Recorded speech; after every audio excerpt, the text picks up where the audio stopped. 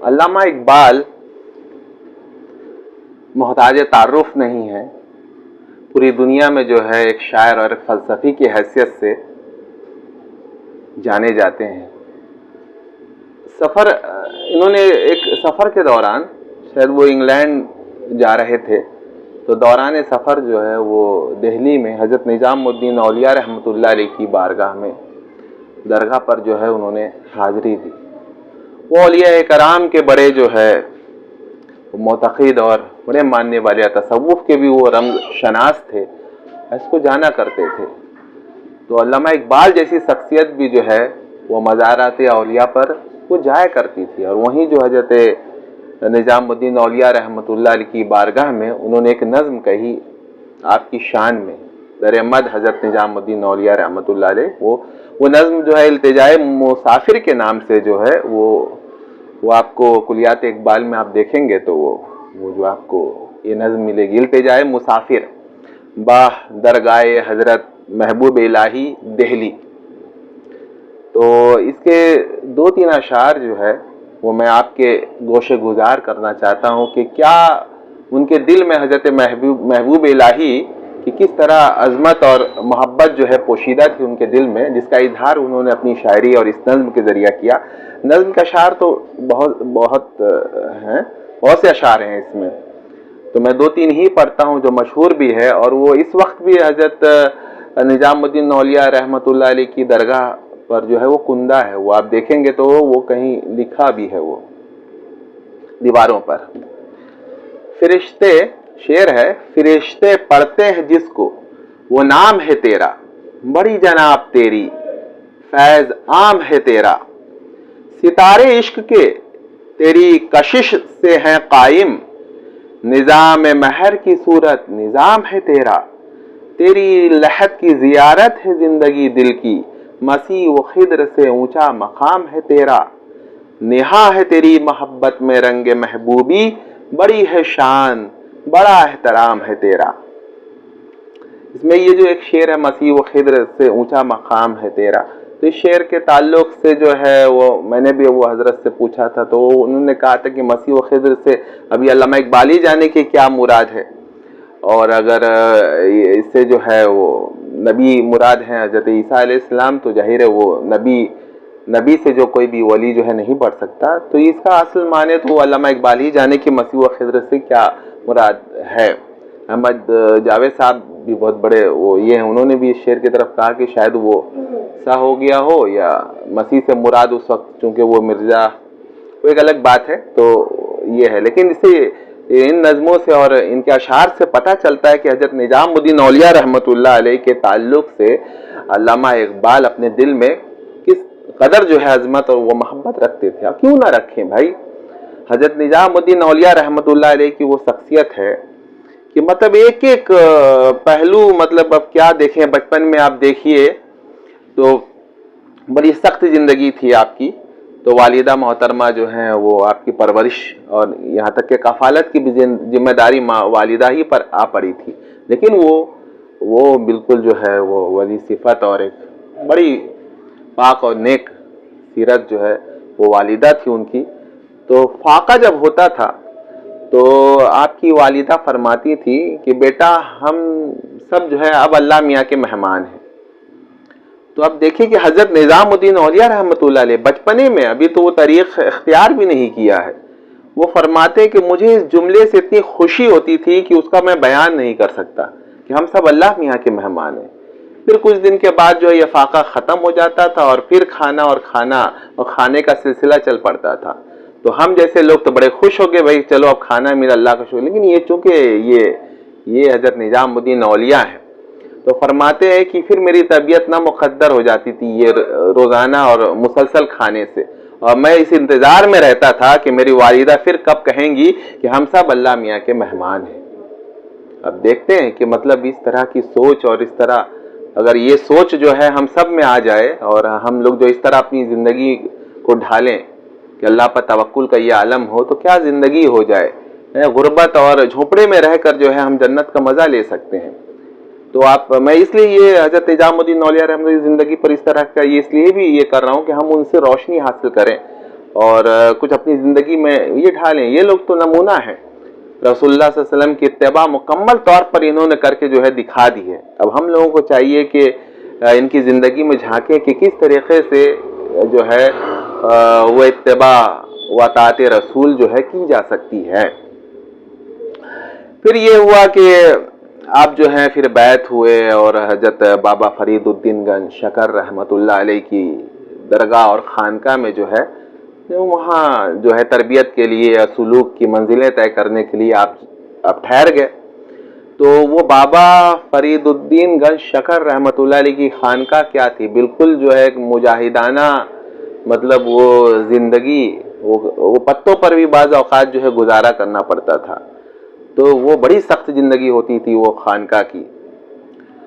تو ظاہر ہے کہ وہ حضرت نظام الدین اولیاء رحمۃ اللہ علیہ پر بھی جو اس کا اثر پڑتا تھا اور وہ مخلوق الحالی تھی وہ اس طریقے سے. لیکن آپ کے جو دوست چونکہ حضرت نظام الدین اولیاء رحمۃ اللہ پڑھنے میں اور ہر طرح کے ظاہری علوم میں بڑی دسترس رکھتے تھے اور اپنے کلیگ میں وہ بالکل مطلب ایک افتخاری شان کے مالک تھے. تو ان کے جو کلیگ تھے وہ بڑے بڑے عہدوں پر پہنچ گئے, بڑے بڑے کوئی قاضی کوئی وزیر بنا. تو وہ ہوتا ہے نا دوستوں میں, تو ان دوستوں نے یہ سوچا کہ بھائی چل کے دیکھتے ہیں کہ ہمارے نظام الدین کا کیا حال ہے. تو وہ لوگ ظاہر ہے وہ کر و فر کے ساتھ اشان و شوکت کے ساتھ, کوئی قاضی ہے کوئی وزیر ہے, تو وہ اپنے نظام الدین سے جو ہے وہ ملنے آئے. یہاں حضرت نظام الدین اولیاء رحمۃ اللہ جب پتہ چلا کہ یہ دوست سب جو ہے ہمارے کلیگ جو ہے وہ ملنے آئے تو ہماری یہ مخلوق الحالی دیکھیں گے تو وہ پتہ نہیں کیا وہ سمجھیں گے. لیکن خیر دوست تو آ ہی گئے اور آپ جو ایک سینی میں وہ بابا کی خانقاہ سے وہ ان کے لیے جو ہے کھانے وانے کا خود اپنے سر پر جو ہے رکھ کر جو ہے وہ اپنے دوستوں کے پاس جب وہ لائے تو وہ ایک ظاہر ہے وہ دکھتا ہے کچھ. تو ان دوستوں نے دیکھا تو بولا نظام الدین تم نے یہ کیا حالت بنا لی اور کیا یہ حال ہے تمہارا, یہاں تم ہمارے ساتھ دہلی چلو, ہم تم کو چونکہ تم پڑھنے میں بہت مطلب ایکسپرٹ رہے ہو, بہت تمہارے جو ہے وہ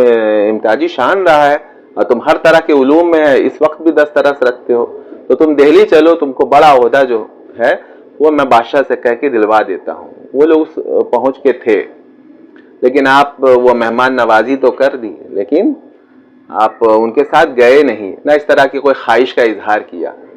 تو خیر وہ دوست تو چلے گئے اور جب حضرت نظام الدین اولیاء رحمۃ اللہ علیہ واپس جو ہے وہ خانقاہ میں آئے, بابا فرید الدین گنج شکر کے سامنے جو ہے وہ بیٹھے تو بابا فرماتے ہیں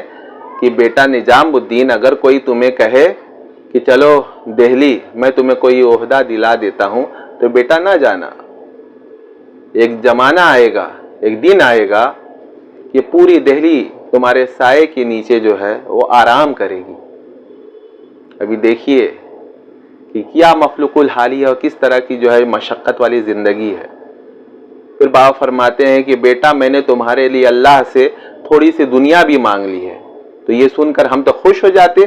لیکن حضرت نظام الدین اولیاء ہم تو کہتے میں ڈر گیا. میں نے کہا بابا آپ نے کیا مانگ لی, دنیا تو جو ہے وہ تو بالکل خراب کر دے گی. دنیا جس کو بھی ملی ہے تو وہ بالکل اپنی آفتوں اور اپنے اس سے ملتی ہے تو پھر تو وہ بہت مشکل ہو جائے گا. کہا کہ نہیں بیٹا یہ دنیا تم کو اس وقت ملے گی جب تم جو ہے اس کے اہل ہو جاؤ گے اور تم ایک بالکل جو ہے ایک دیوار تمہارے گرد جو ہے وہ گھیر دی جائے گی تاکہ تم کو یہ دنیا جو ہے وہ خادمہ کے طور پر تو آئے گی, دلہن بن کر نہیں آئے گی کہ تم کو وہ بہکا سکے, وہ خادمہ کے طور پر تمہیں خدمت کرے گی. اور یہی ہوا بھی کہ جب خلافت مل گئی اور حضرت نظام الدین اولیاء رحمۃ اللہ جو ہے جب دہلی آئے تو بڑی سخت زندگی, بڑی سخت, مطلب ہفتوں جو ہے وہ فاقہ چلتا تھا. اور کیا گھر تھا بتائیے کہ حضرت نظام الدین اولیاء رحمۃ اللہ شادی تو نہیں کی تھی لیکن ماں تھی, بہن تھی, ان کی ذمہ داری آپ پر تھی. رہنے کو مکان بھی جو ہے وہ فکسڈ نہیں تھا دہلی میں, کبھی یہاں رہ لیے, کبھی وہاں, کبھی وہاں, کبھی یہاں, اس طریقے سے مختلف جو ہے جگہوں پر آپ کی منتقلی ہوتی رہتی تھی اور ساتھ ساتھ فاقہ بھی. لیکن بس توکل کہ اللہ تعالیٰ جو ہے یہ دن یہ پلٹ دے گا. اسی ایک فاقہ کے ایام کا ایک واقعہ ہے کہ آپ کے کسی طالب علم کو خبر ملی کہ حضرت کے یہاں فاقہ چل رہا ہے تو وہ کچھ لے آیا سینی پر خان پر اور وہ کھانے کی چیزیں. ابھی بھی جو ہے حضرت نظام الدین اولیاء رحمۃ اللہ علیہ کھانے کے لیے ہاتھ بڑھایا ہی تھا کہ وہ طالب علم نے کہہ دیا کہ حضرت مجھے آج ہی خبر ملی کہ آپ کے یہاں فاقہ چل رہا ہے، اگر یہ خبر پہلے مل گئی ہوتی تو میں پہلے کھانا لے آیا ہوتا۔ حضرت نظام الدین اولیا رحمۃ اللہ نے کہا کہ بس اب یہ کھانا مجھ پر اب یہ